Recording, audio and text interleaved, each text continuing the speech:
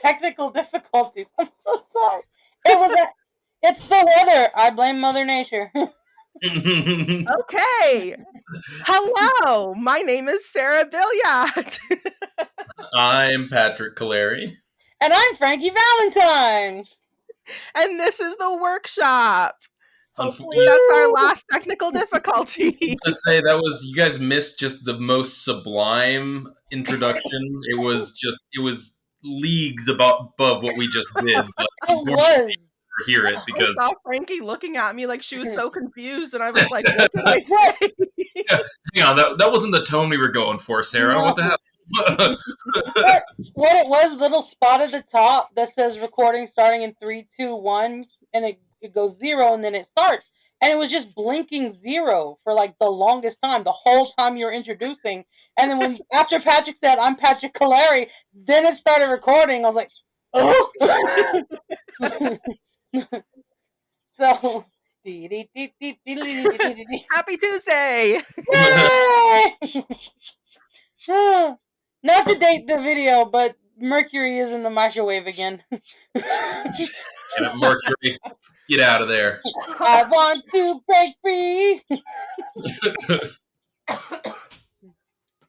So honestly, I don't know. I never understood astrology. Like I understand it means something to some people, but it feels like they change what it means every time I ask, and I'm just very confused. I know I'm apparently angry as an Aries, and I do agree with that, but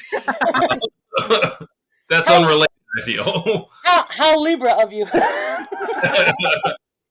Yeah, I don't understand astrology at all, and like sometimes people will be like, "You're such a Gemini," and I'm like, I am. Is that a good thing? Like, did you just insult me? I don't know.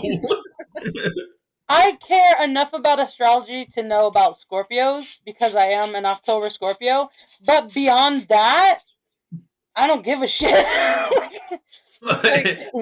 Like someone said, your star's right there. That makes you an asshole. And I was like, all right, I'll live up to it. No worries. See, there's something to me that, like, I understand logically that the two systems have nothing to do with each other. But to me, I feel like if I can't understand the zodiac, I should be able to understand tarot cards. And it has not worked out yet so far.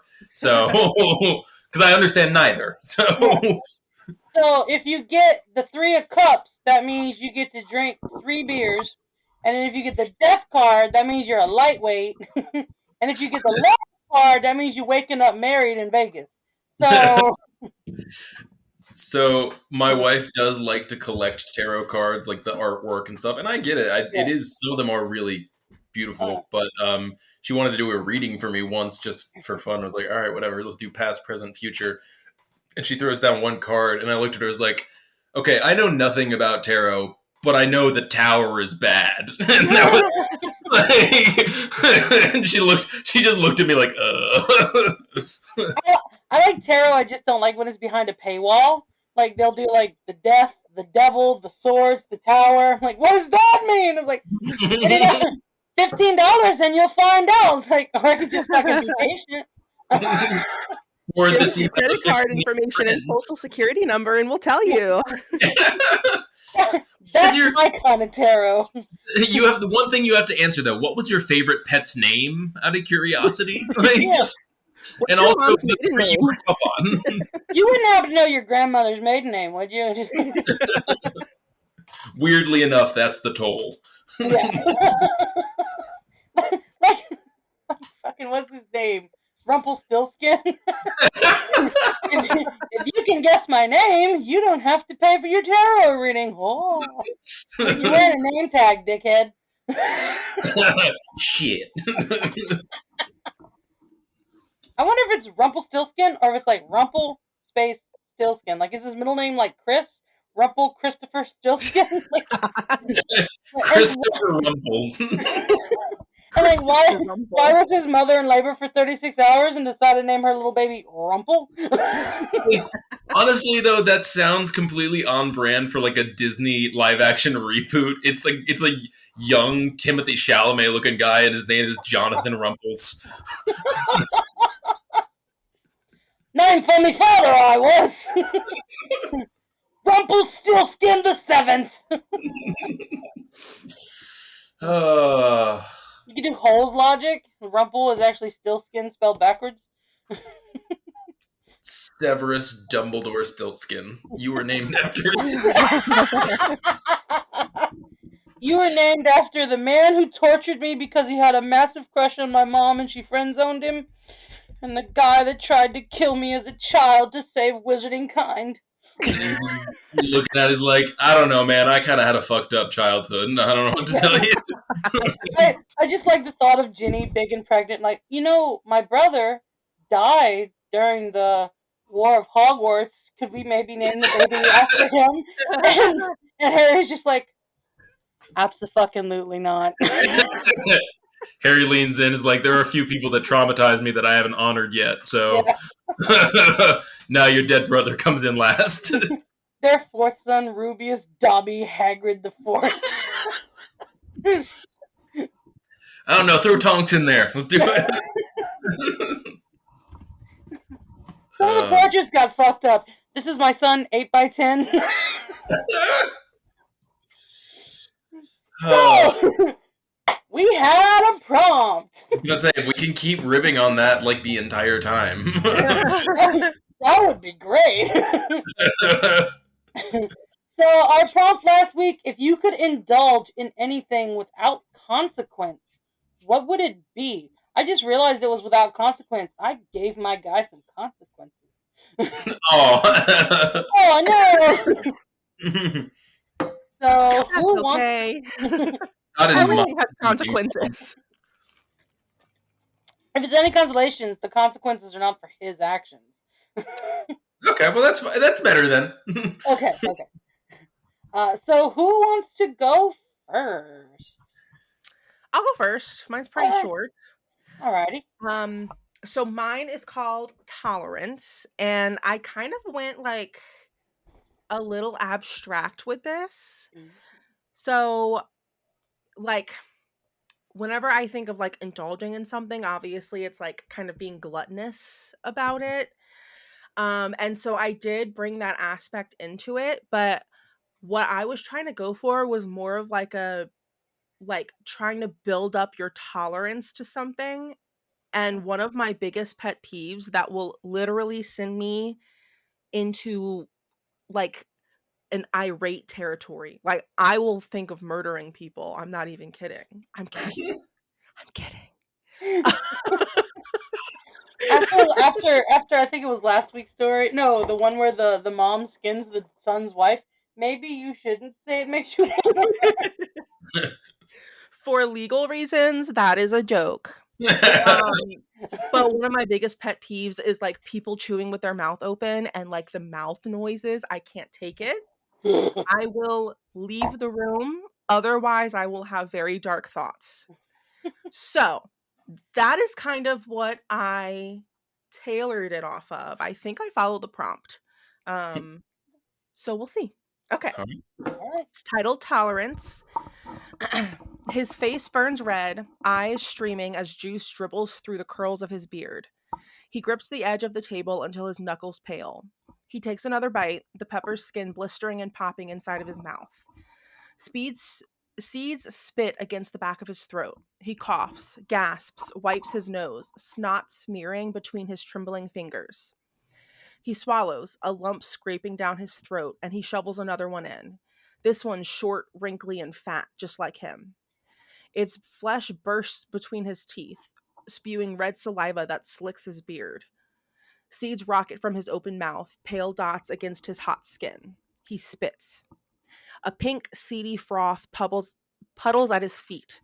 He drags his teeth over his fat bottom lip, sucking in a rope of drool. Snot drips from the tip of his nose. Sweat beads at his temple and runs into his collar. He squeezes his eyes shut and swallows again. His face contorts with every chew as strings of saliva stretch from lip to lip.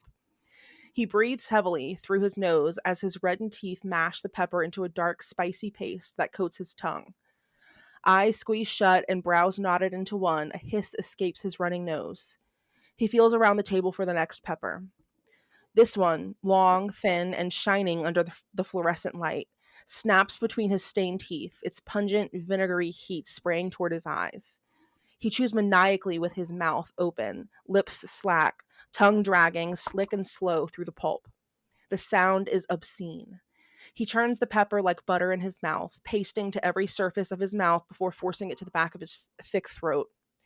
Another pepper, more juice. He chomps and grinds and gnaws on the skin. Wet seeds glint in his beard like tiny pearls in old grease. He stares again, eyes wide and erect, the skin around them slick and shining. The air thickens with the wet percussion of his meal. He takes another bite, then another and another.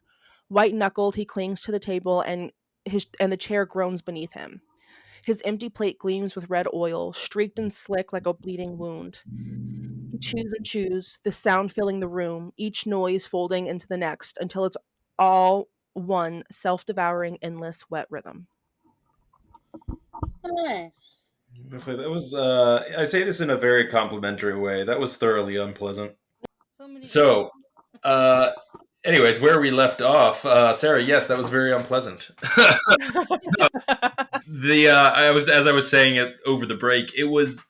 You're really good at descriptive writing, but this one, I don't know, for some reason, maybe it's because I could tell it's a pet peeve of yours too. It was just very visceral, and. Yeah, I can genuinely say I've read few things like that have made me want to just kind of not keep reading in a good sense. Like things don't skeeve me out, but that was really really good. It did what you wanted it to do. It got the funny Okay, good. Yeah, it was really good. The wet percussion of his meal, that was a good, really really good line. Yeah. You don't think it was too descriptive? Because I do have a problem with doing that. I try to reel it back. I think it worked for me at least. Yeah.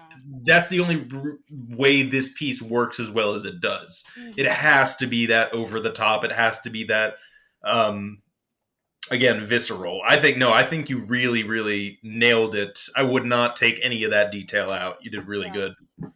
Anything less than what you had would be half-assing it.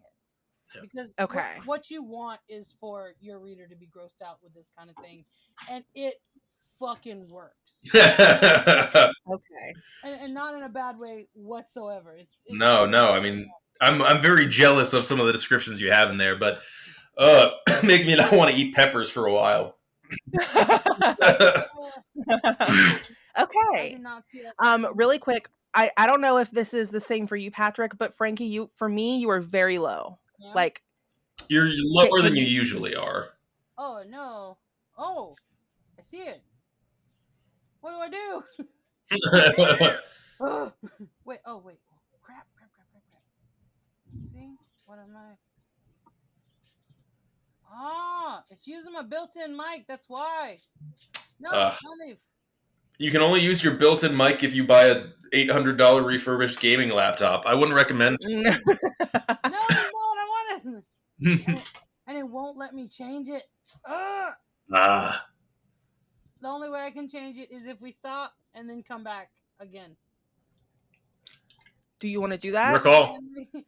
We kind of need to. If you can't hear me, we got a problem. Okay, all right, let's do that then. Okay, I want to stop it. Shit. Okay. So anyway, Sarah, your writing is so gross, and each time we come back, we're just a little meaner. I vomited 4 times. Don't ever change it. That's what I wanted, though. Do you think I followed the prompt, though? I do. So, yeah, because I do believe that he's just sitting there schmacking away, and nobody's reached over and smacked him across the face. That's pretty indulgent. I think that's pretty. That hit it pretty well. I would argue. It very much made me feel like I was sitting back in Richmond Eustace's world literature class. I didn't get to take both portions of American Lit and my last semester, so I could graduate. They let me take World Lit with Richmond Eustace, and I was sat there next to a friend. I will not say their name, but they were chewing gum with an open mouth. I can't. And I was sat there staring at this person, And everyone else was staring at this person. And finally, Richmond just had to stop and be like, hey, man, can you just fucking not? And they're like, oh, sorry. And he was like, Richmond was like, class dismissed. Just go. All of you just go home. Bye. It will send me into a rage. I can't. Dude, I want to be a professor just so I can have that power to just be like, you know what? Class is over. I decided. We had a Phipps class. He walked in, wrote on the board, go home, class is canceled. And everybody went, yeah, and ran out. Well, the next class we had, we walk in, and he chews us out lower than dogs because his little girl got on the wrong bus, and they didn't know where she was. And we celebrated because class was canceled. You didn't say a fucking word. You walked in, you told us to go home, and we did. It was Friday. You don't get to be pissy. He was a dick. You didn't explain context. Like, what the hell, dude? Yeah. It's like saying we're going to watch a romance movie, and then everyone's a zombie. Like, what the fuck? No one's kissed. That's not a kiss. That zombie's not even French. It's always the children who are wrong. Yeah. But I do like, there's one line, let me find it. He chews maniacally with his mouth open, lips slack, tongue dragging, slick and slow through the pulp. I can fucking see it. You just had really good and apt descriptions in this one. Like, not only was it descriptive, but you could tell you weren't like searching at the source. You knew exactly what you wanted to say, and it was remarkably engaging for a short piece that only features one actor doing one thing. Like, it's very engaging. I'm gonna be honest. Whenever I was writing this, I was like, I put something in my mouth, and I was like, okay. How does one chew with their mouth open? No. And so I was like, just like chewing the most disgusting way I could think of. And I'm like, I cannot do this. Like, I was like having a visceral reaction. And I was like, okay, just write what you're feeling. Write what you're feeling. Write what you know. I want to die. I want to kill myself. I don't know. Sitting at the computer like tick, tick, tick. Retching all the way. But I got it through. Yeah. That'd be a good Christmas song. Retching all the way. Open slack jaw chew. Feet falling down. Okay. I hurt my own feelings. It hurt itself in its confusion. The carbuncle ate itself. Oh no. All right. Patrick, shall we Rochambeau or do you want to go first? I can go first. All right. Well, second, technically, but yeah. Yeah, second. No, first. Just me. Okay. So, like I said, I kind of incorporated this from another piece I worked on a long, long time ago. It's called Mil Spec. Reason being, this is just a fun fact that I learned while I was writing this story. You know the term military grade, like how it's used is like military grade hardware, XYZ. Yeah. If you hear anyone try to sell you something with that term, don't ever buy it because that is a nothing burger of a term. It just it's essentially co-opted from something that used to mean something, but essentially military grade is not an actual grading system. Mil spec is the actual terminology that's used to like describe something that's up to military specifications. Okay. So the way I played on it with the whole, indulge in anything, this is a character that it's indulging a fascination of mine that it's not necessarily, again, it's not right or wrong. It's just one of those things that I don't, well, we can talk about it after the piece. Okay. All right. Picture, if you will, the world's grungiest junkyard. Discolored metal pokes from every scrap heap. The air is thick with the unmistakable scent of corrosion, and dying cars being ground into oblivion play an awful symphony. Now throw in a few jumping sparks from faulty wiring, and imagine that instead of useless junk, almost everything in this scrapyard is a high-powered assault weapon used to intimidate, maim, or liquefy. Then you'd have a pretty reliable mental image of the cage. I wound my way through the massive underground room, nearly conking my head on the business end of a nasty-looking chainsaw dangling from the ceiling. Dozens before me had blazed a pathway through what could only be described as the demented Santa's workshop. TNT was tossed haphazardly into literal heaps of mini Uzis. The chain-link walls, nearly obscured by row after row of military Kevlar, gave off the impression of an unkempt police lockup. Virtually every deadly weapon under the sun was inventoried in this little slice of purgatory. It was my happy place. In the middle of all this disorder was a fold-out table, behind which sat the most wizened man you'd ever clapped eyes on. Fitz, as ever, wore a woolen overcoat that looked like it belonged in an earlier century, complete with matching suit and tie. A shock of white hair hidden beneath a vintage bowler cap contrasted alarmingly with his dark skin. For all the world, he could have been someone's kindly, intermittently senile grandpa. One who happened to be vigorously sawing off the barrel of a Browning A5. Fitz, I called. The short end of the Browning relinquished its grip and fell to the floor, where Fitz deftly kicked it aside into a nearby pile of debris. Only then did he look up, one milky eye reflecting my distorted face back at me. The other, for reasons best known to himself, was obscured behind a jeweler's monocle. Ah, Daniel, I was wondering when you'd wander down to pilfer through my stock again. His voice was like resin over violin strings. What's with the eyewear? Last time I checked, you were blind as night. Ha! He guffawed, removing the monocle and tossing it behind him carelessly. It landed atop an exceptionally precarious pile, setting off a mini avalanche of what appeared to be grenade launchers. He gestured at the gun. I was wondering why the hell I couldn't find the serial number. Has being cooped up in here finally driven you off the deep end? Most likely, he said, dismissively heaving the A5 over his shoulder as well.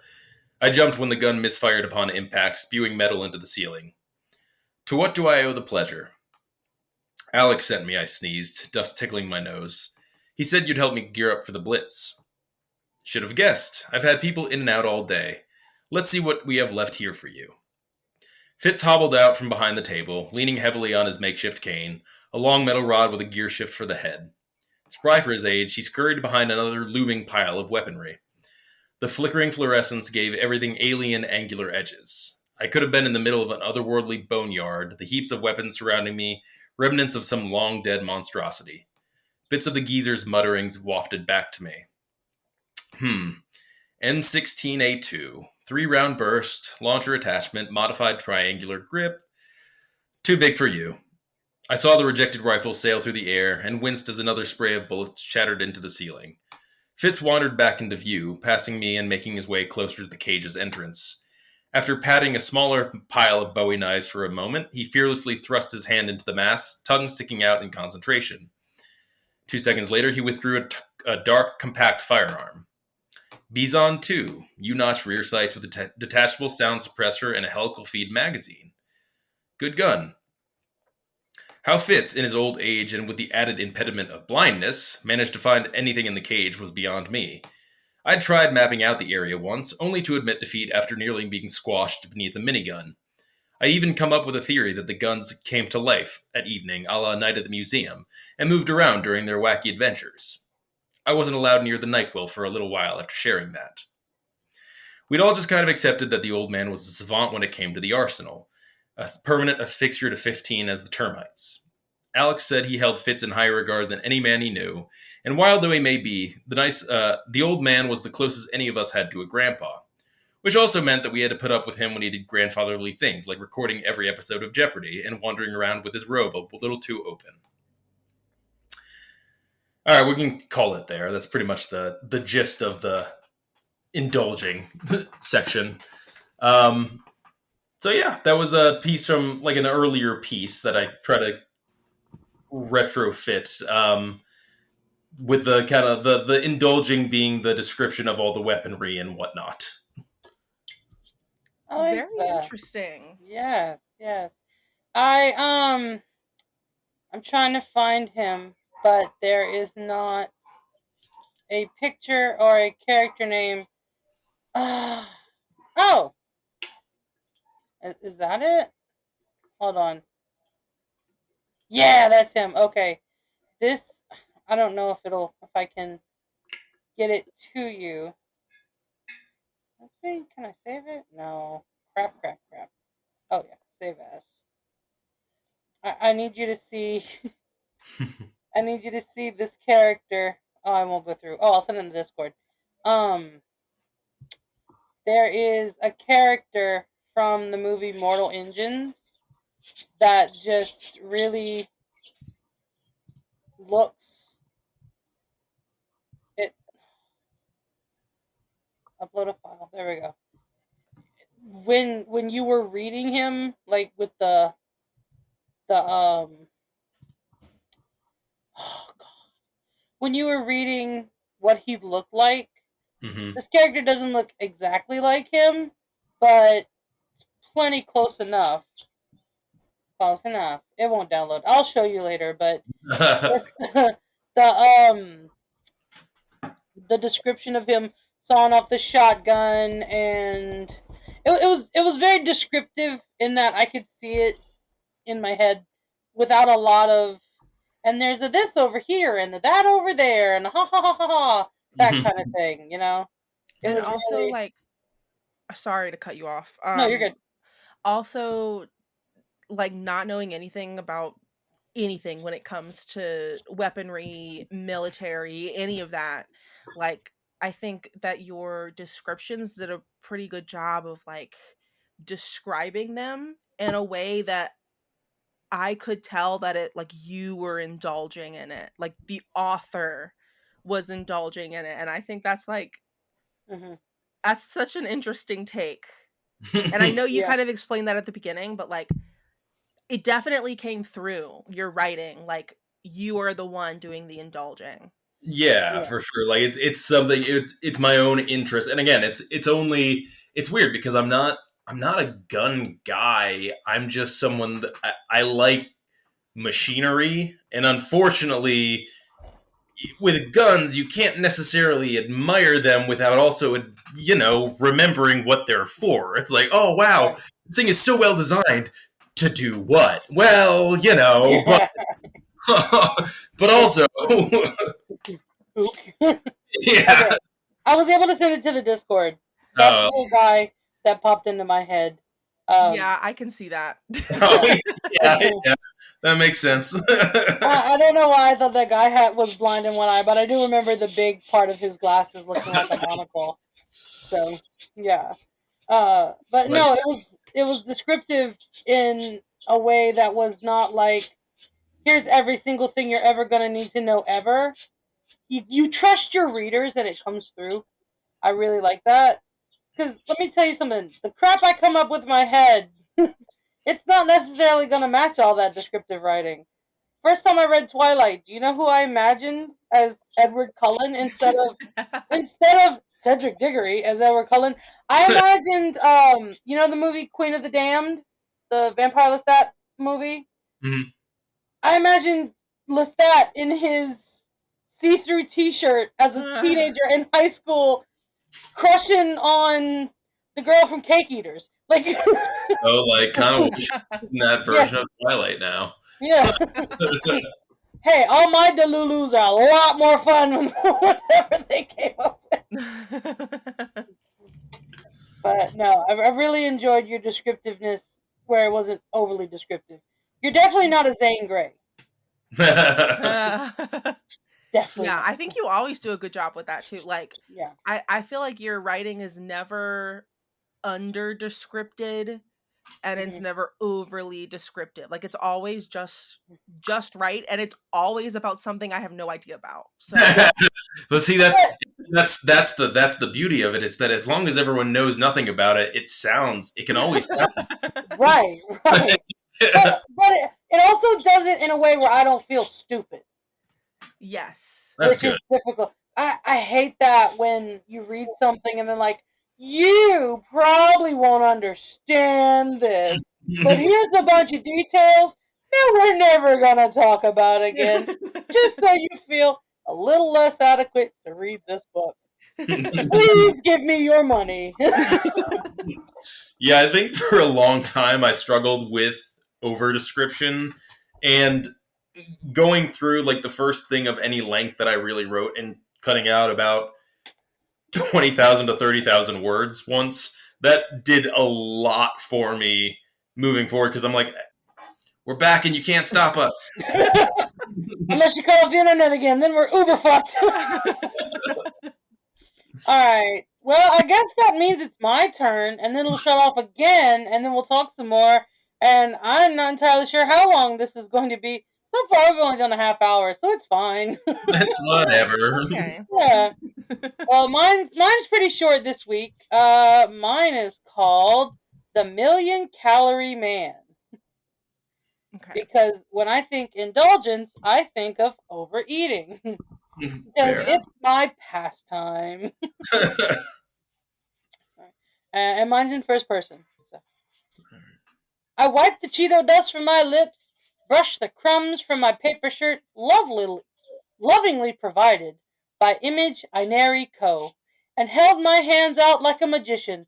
Ta-da! The room of scientists with their clipboards stared in stunned silence. Jaws dropped and pens at the ready.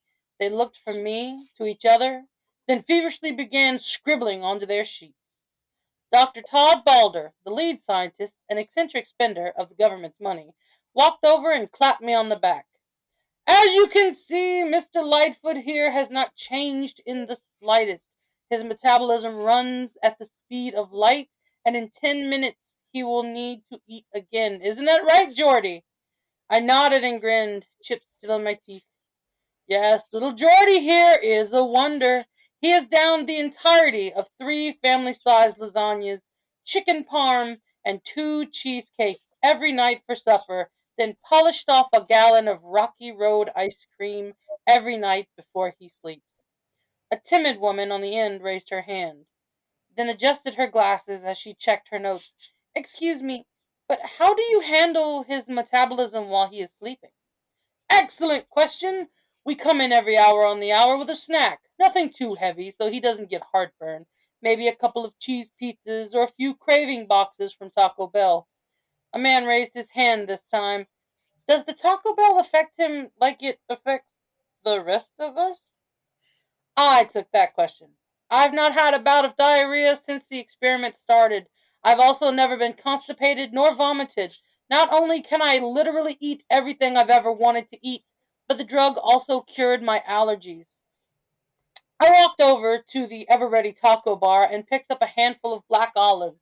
Before the drug, I would go into anaphylaxis, but now I put the whole handful into my mouth and chewed.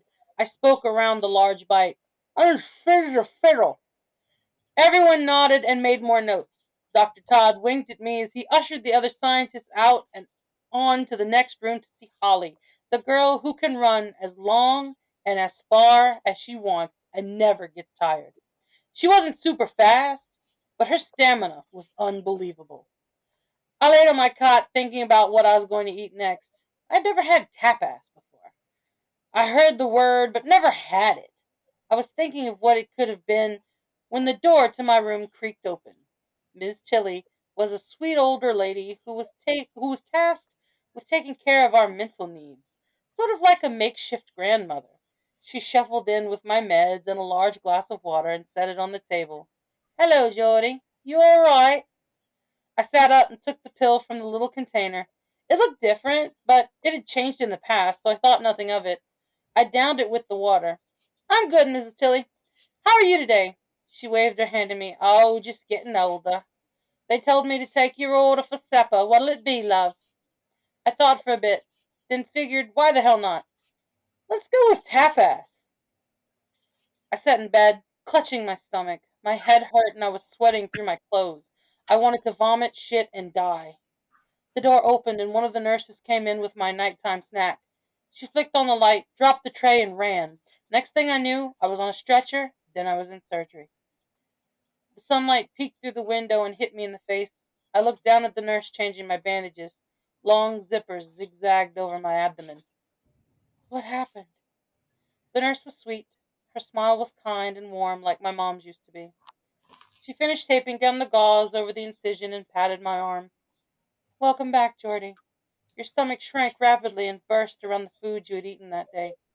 For some reason, the pills stopped working. The experiment is over, and you can go home in a few days after we're sure you're not in any danger. How are you feeling? I let my eyes drift to the ceiling. hungry. I mean, at least he didn't die, I guess. Yeah.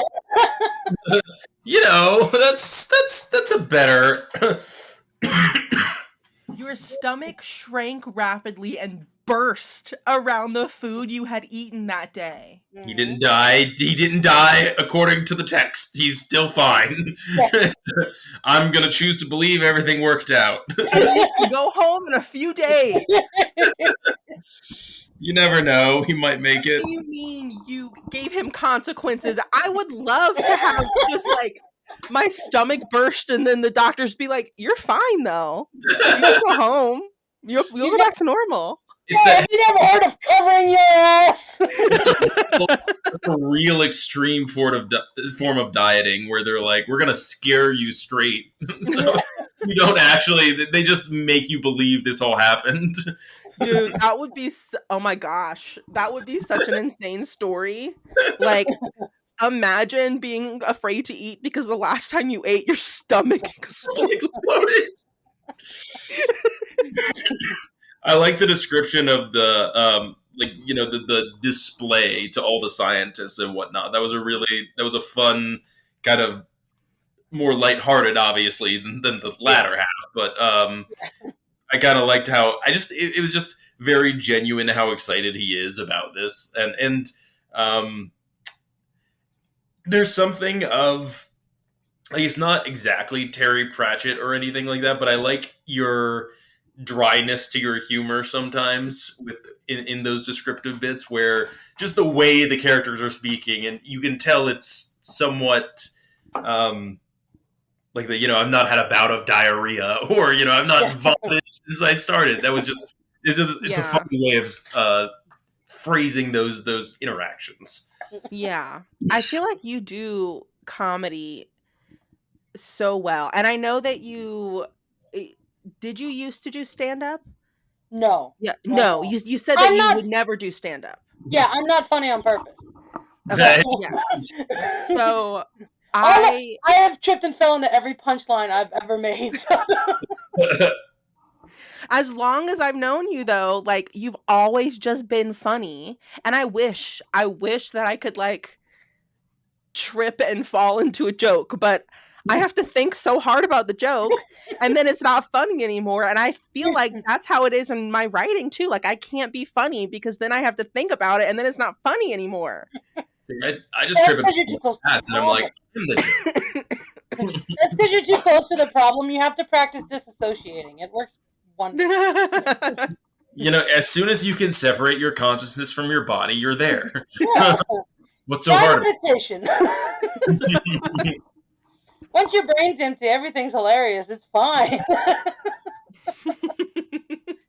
I like how you both both centered around food, but in different senses. For sure.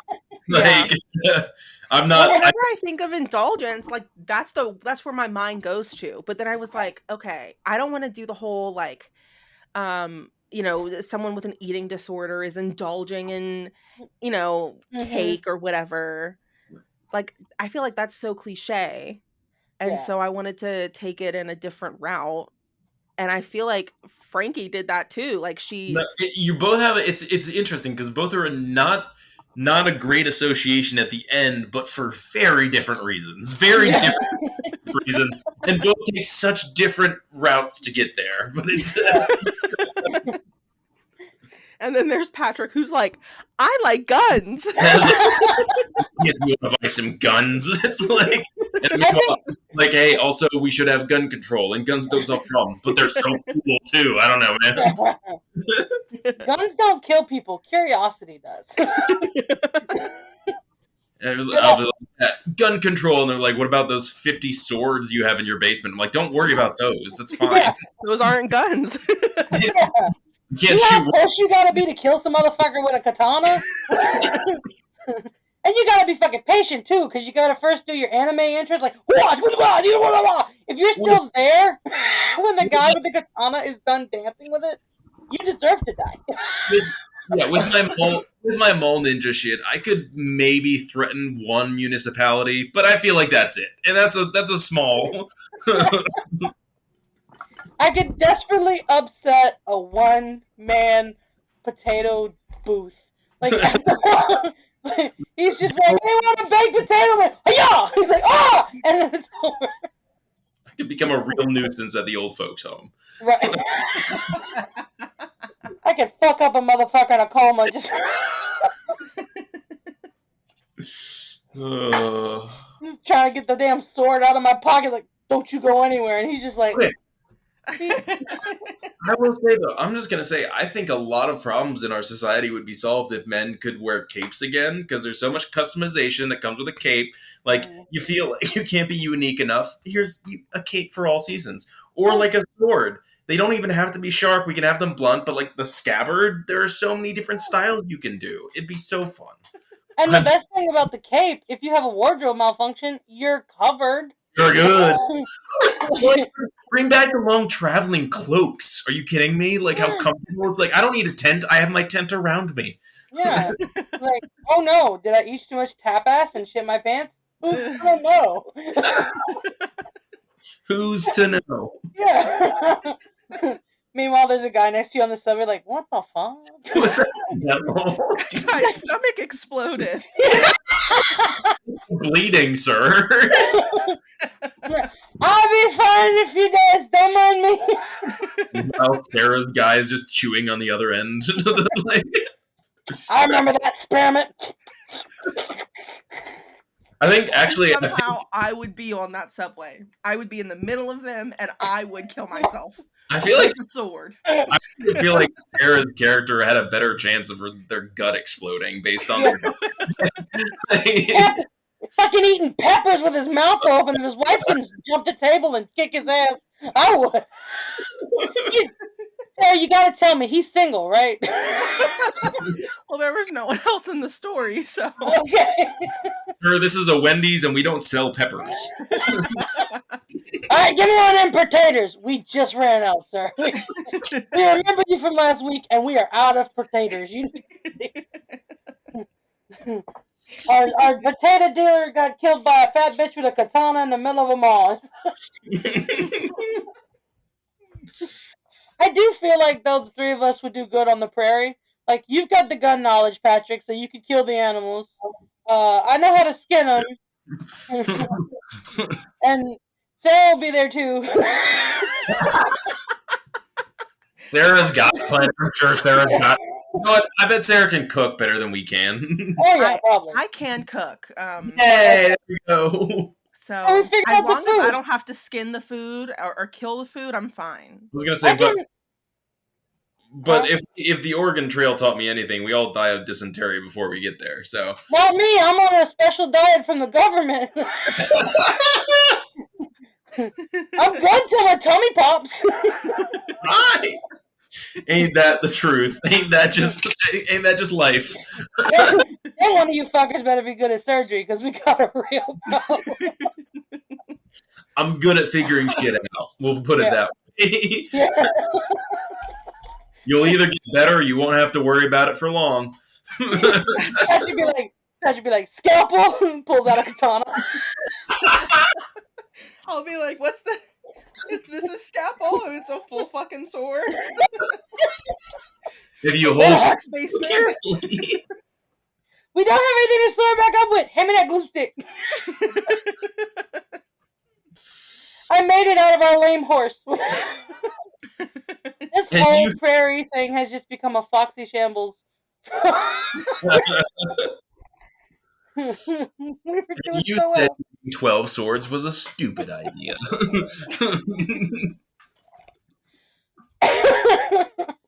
Fuck.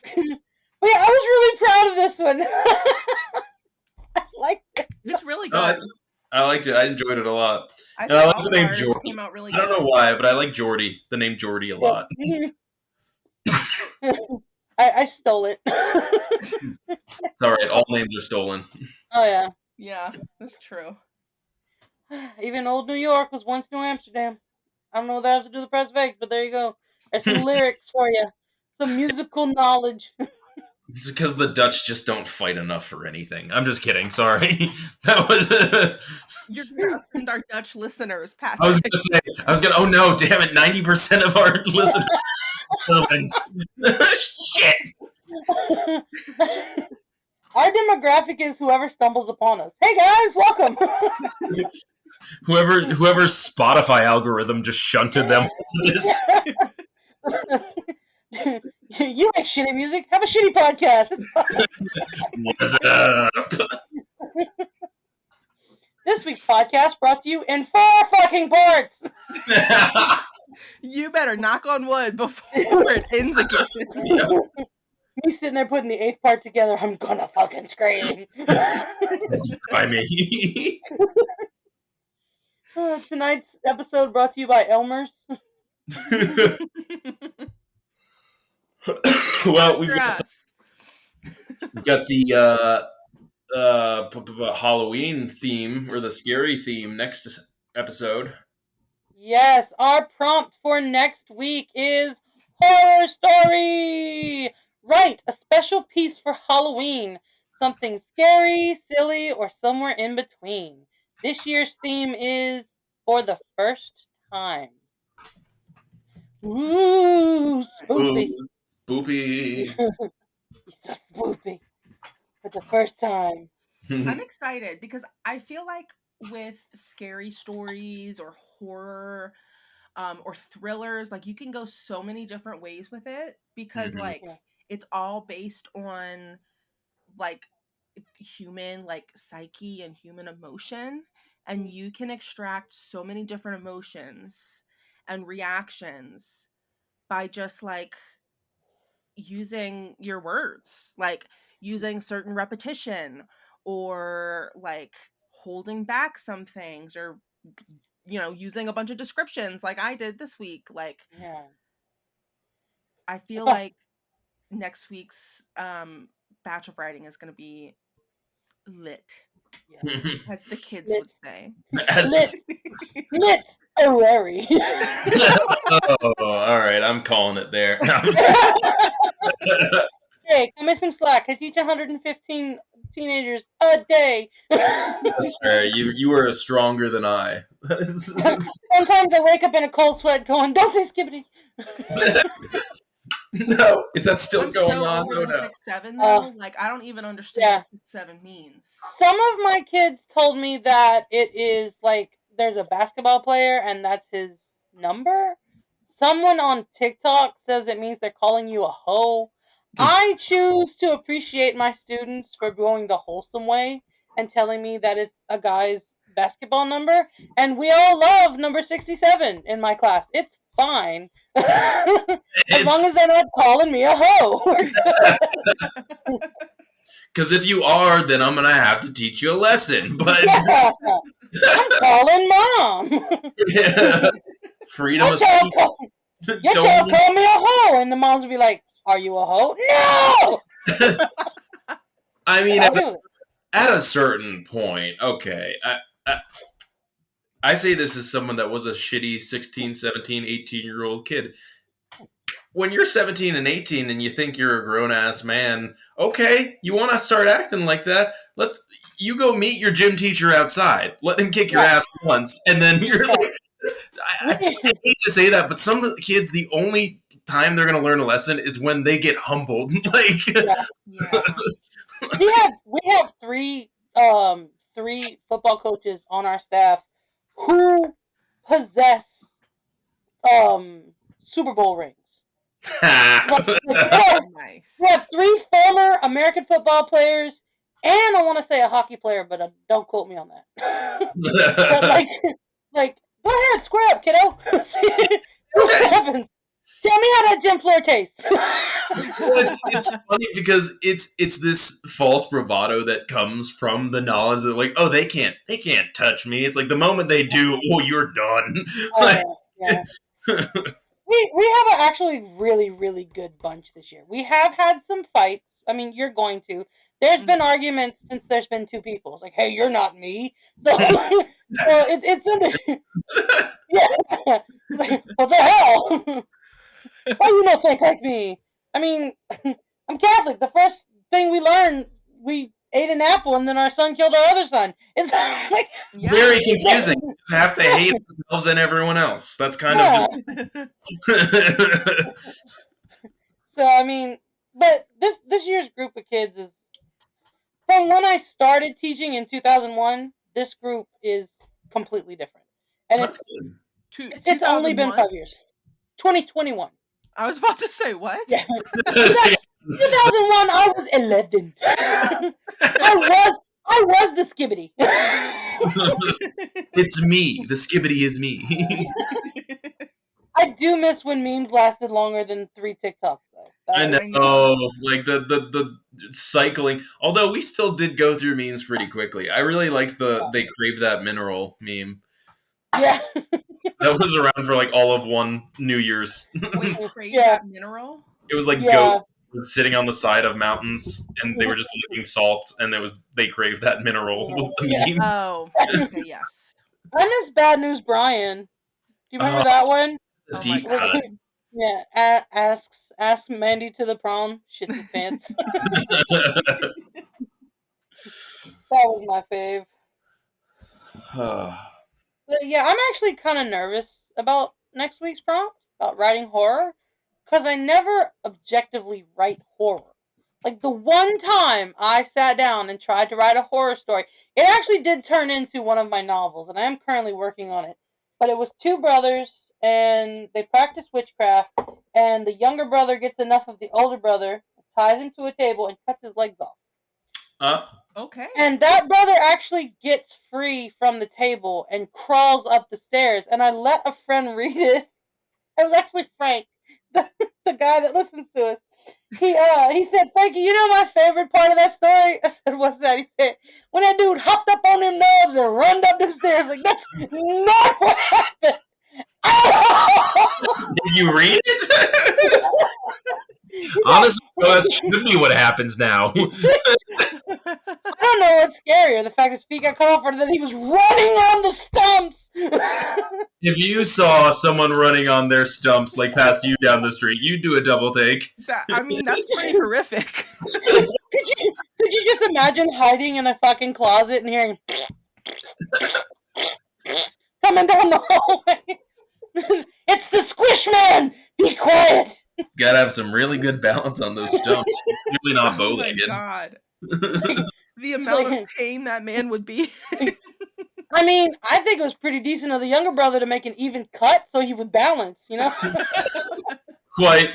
Yeah, he didn't even have to angle it. It was perfect. Yeah, done. Just get the buzzsaw off. And I was like, this needs a rework, and it got one. Well, no, to your point though, Frankie, I'm the same way. I don't usually write straight horror, and in a way, I get the appeal, like what you're saying, Sarah. There are so many ways you can go. In a way, I think to me that's part of the intimidating factor. It's that I don't want to try to do too many things and it not work, because to me, and this is someone who doesn't watch much horror, even in cinema, but I feel like it's almost harder to write horror than it is to visually depict it, because everything has to kind of make sense. Everything has to tie back to something. You can't just be like, ooh, there was a spooky sound in the corner, and then you never explain it. You have to explain what the spooky sound was eventually. You can't just be like, I don't know. And also, visual has the advantage of a jump scare. Yeah. Do you know what happens when there's a jump scare in a book? You close the fucking book.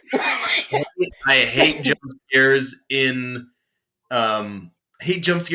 film, because to me it feels like cheating. I'm like, I can't control my reaction. Like, you're gonna just shoot something in front of my face. Of course I'm gonna forget. I think the equivalent to a jump scare, though, in writing, is like when you know something shitty is gonna happen, and you know what page it's gonna happen on, essentially 3 pages before you get there. Where it's like each turn you're like, it's getting worse. Yeah, like closer and closer and closer to it. That last turn of the page is just like, I know something's gonna happen. I don't want to know what it is. Homeboy is not about to walk into a picnic, I can tell you that. I think maybe there's something to be said about having to make your characters likable.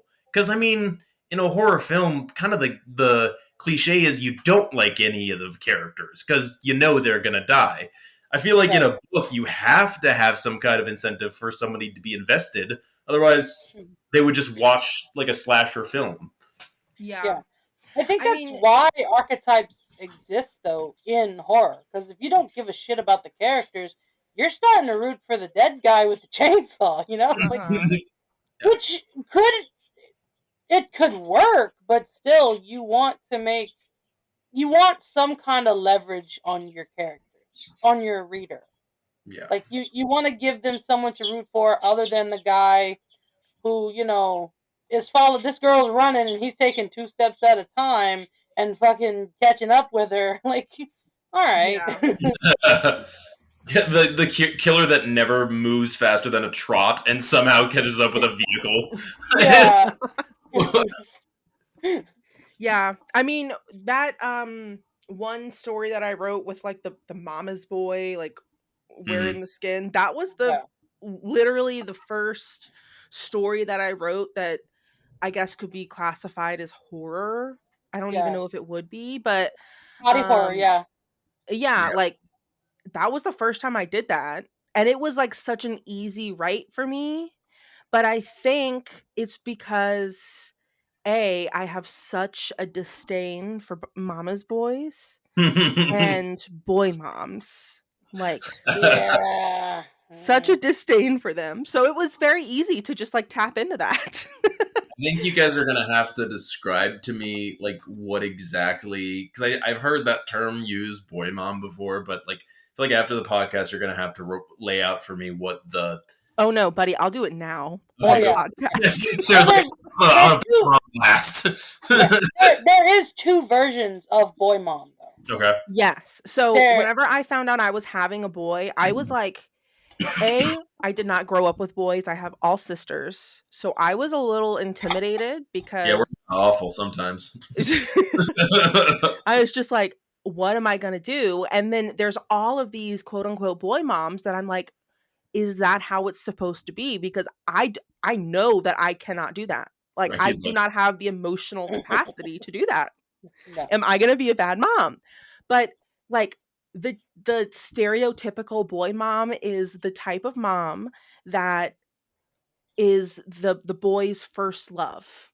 And yes, it's like a very incestual type of love. I like the moms of the gender reveals when it's like, oh, it's a girl, and then she leaps in her son's arms and the wife is just there like, hi, I'm the one that's pregnant. The fuck's going on? Like, yes, that's like too involved in the son's life, and I feel like it's sometimes jealous of the boy's love life. Yeah, that's like the stereotypical boy mom, and they're real. Like, oh yeah, no, I don't doubt it. As soon as you started this, I was like, yeah, that tracks. I feel like that would be a thing for sure. Then there's the accidental boy moms. She just happens to have all sons, so her car constantly smells like feet. The house smells like feet. She's never missed a soccer game in the last 18 years. You know, like that's and like that's the oops all boys mom. Yeah. That's not mom. And it's like she's the one that embraces the fact that she has all boys and she wants them to, grow up and get married and have families, and just like she's a mom. She wants to see them succeed without her being dead center in their success. Yes. Yeah. Yes. And I think that there's sometimes like, there can be people in the middle, obviously, people that want to be the center of their son's life, but also want to see them succeed. And I think that it could be a hard balance. Yeah. But sometimes it's not weird and sometimes it is. But the fact that the gross boy moms exist, like you should look up some videos of some boy moms or watch that TLC show I Love a Mama's Boy. Oh god! See, this is just making me grateful I was neglected. I'm just kidding. Thank you, Mom, for never being there. No. there is a horrible subsect to the bad boy mom, and it's the mom that has more than one child, and there is 1 or 2 boys and some girls, and she completely neglects the girls at every turn. Yeah. Like, there was a woman on TikTok recently, like within the past year, who found out she was pregnant with a boy, and she's like, I get to be a boy mom. And it's like, girl, you have 2 girls. Children already. Yeah. Like, what the fuck? Like, while you're tending to your precious baby boy, what is your 5-year-old doing? Getting the 3-year-old ready for school. Like, Yeah. Yeah, that's so weird. So, like, that story was literally the first time I ever tried to do anything like that. Yeah. But I feel like it was successful. Oh yeah, no. Oh yeah. I think you honestly. I think you. No, I think what we'll find as we do more of this, especially, is that we each have strengths and weaknesses in different areas. Yeah. But I really think that, especially since it seemed to come natural for you, I think that's something you should pursue, because I think with your descriptive talent, you've got a voice that can kind of drill down to an uncomfortable point if you want to. You know, you don't always have to. I think you've got the voice to be really uncomfortably descriptive, and I think that could be really, really helpful in horror. So I'm excited to see what you got. Oh yeah. Yeah, I haven't started it yet, but I have a list of things that I'm like, I could write about this. I could write about that. What about this? That's awesome. Oh yeah. The writer's wish list. Way better than writer's block, that's for sure. And watch, I'm gonna do none of them. Yeah. All of them. Or do all of them. That's the challenge. I wrote a book last week, guys. Yeah. Here's my collection of novellas. It's called Smother, A Mother's Love for Her Son. Which actually, there is a movie. I want to say it's Diane Keaton. I know the son is Dak Shepard, but I think the mom is Diane Keaton. And it's called Smother. Yeah, sounds about right. It's not a horror movie, though. This is a romantic comedy. Go figure. I'm trying to think if I've read anything horror based lately, because not like I read a couple of like Italian. They're translated from Italian novellas. One of them's called "Kill the Father," the other's "Kill the Angel." It's about like serial killers and hunting them down. Essentially, it's got different twists. So I guess there's horror aspect to that, but I don't usually read a lot of straight horror, and I think the reason is it's hard to find narrative quality on the same par as some other genres as consistently. Once you do find it, you can. But I mean, it's just hard. Even Stephen King is known for kind of flubbing the landing sometimes. Yeah. So it's hard to find a horror series that you really want to invest in. I can get behind some Stephen King books, but I just can't do enough cocaine to keep up with his plot. I do have a stepsister named after a Stephen King book. Oh, Pet Sematary? No. We call her Semi for short. Her name is It. No, her name is Christine, and she's named for the car. And I was like, that checks, because Papa was a car guy.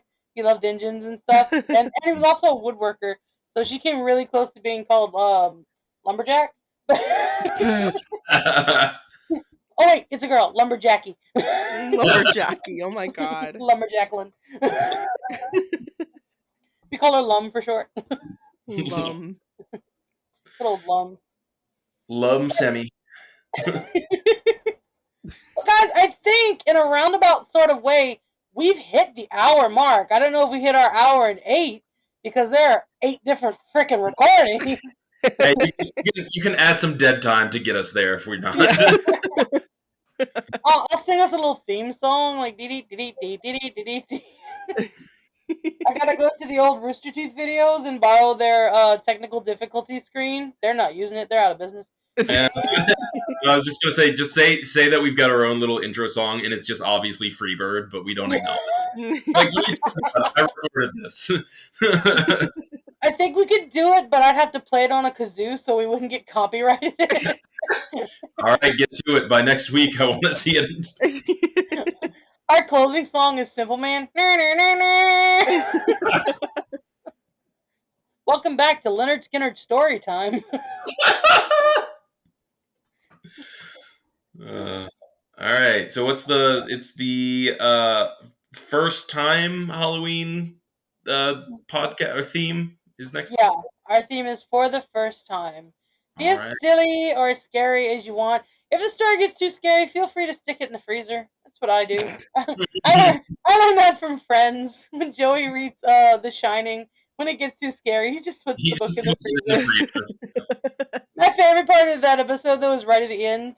Rachel talks him into reading Little Women, and it gets to the part where Beth is sick, and he comes in, and she's like, "Did you find out what happens to Beth?" And he goes, "Mm-hmm." She goes, "Do you want to put the book in the freezer?" Mm-hmm. I'm sure Joey also reads and or watches Cujo. So is Joey like a very well-read character without us realizing it? I think so. I think he's well-read, but he doesn't know what he's reading. Fair. Because he's like, it's a moo point. It's a point you might as well be making to a cow. It's a moo point. It's a cow's opinion. It doesn't matter. Yeah.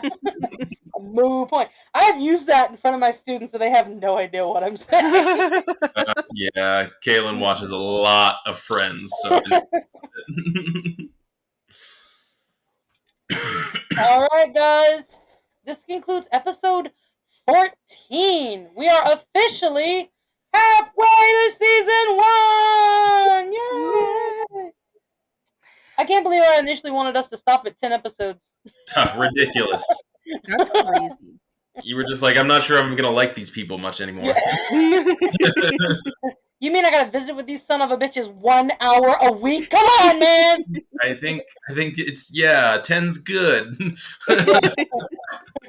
I think I was just worried you guys would get sick of me. Like, can we do it without her? I don't know. She's the one who pays for Zencast. This episode brought to you by a paycheck.